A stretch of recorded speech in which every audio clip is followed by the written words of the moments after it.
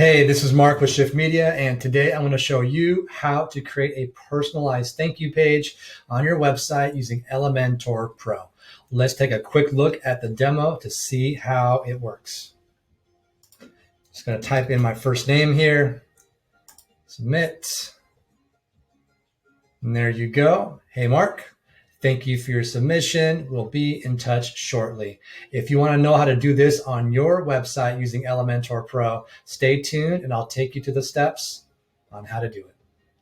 All right, so let's get started by creating a new page and launching the Elementor Builder. And the first page we'll be creating is the thank you page.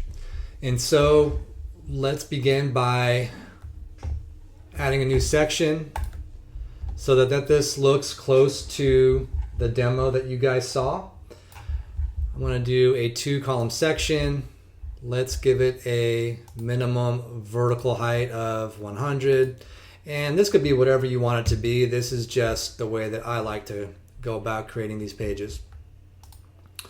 And for style, I'm just going to give it a dark background.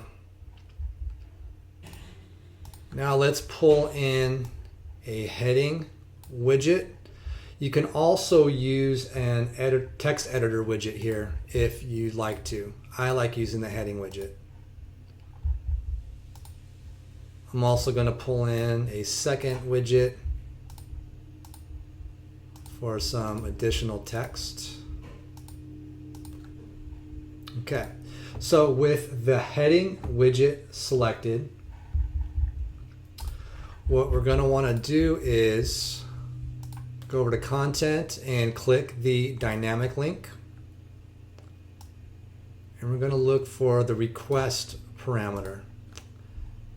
And there it is. So once we click the request parameter, we'll get these settings here. Let's leave type as get for parameter name. We're going to type in all lowercase f name. Under advanced, I'm going to type in hey space. For after, I'm going to type in a comma. For fallback, hey there, comma. And the fallback is just in case things don't quite work out with the input field getting transferred over to the thank you page. At least you have a backup here.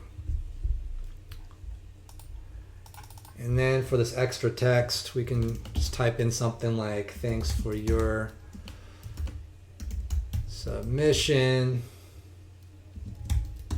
We'll get back to you really soon, period.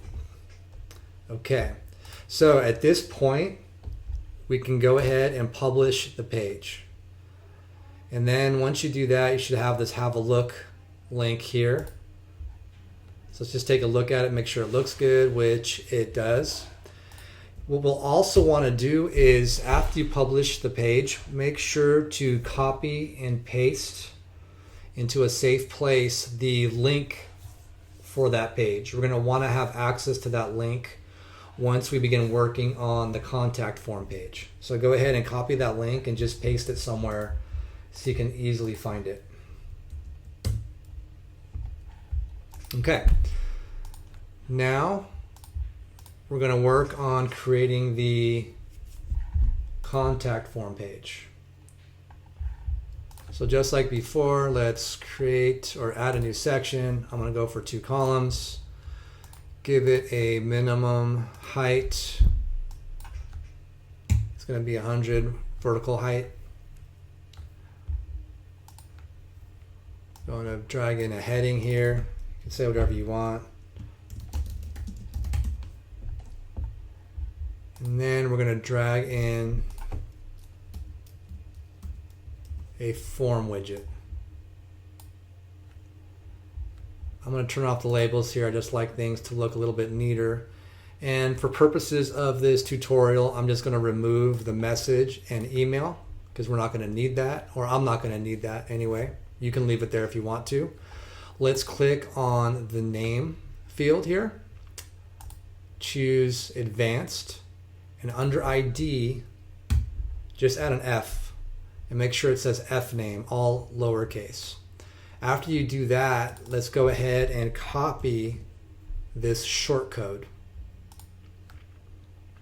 Go over to actions after submit. For this tutorial, I don't need email, so I'm just going to remove that. What we do want is redirect. So click on redirect.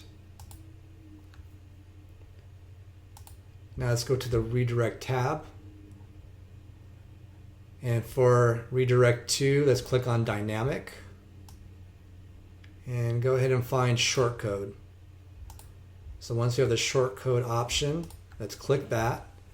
And in this text area, you can go ahead and paste in that shortcode you copied over from the name form field. Let's head on over here to advanced. And for the before field, we want to go ahead and copy and paste that thank you page URL that we grabbed earlier. And for fallback, go ahead and copy, or not copy, but go ahead and paste in that URL as well. So let's go over to before. At the very end of this URL, we're going to want to type something in here.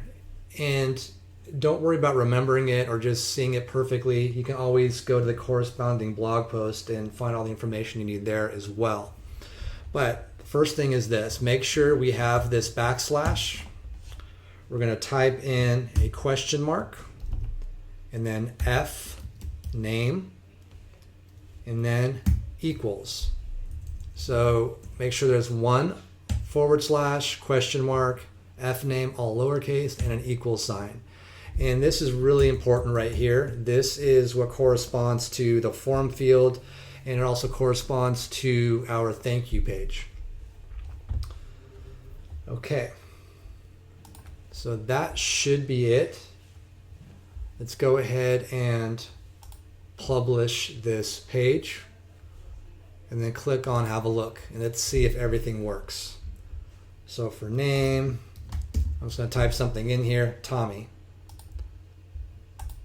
Click send and there we go. If you did everything correctly and followed this tutorial, you should then have a thank you page that's been personalized with the person's name who submitted the contact form.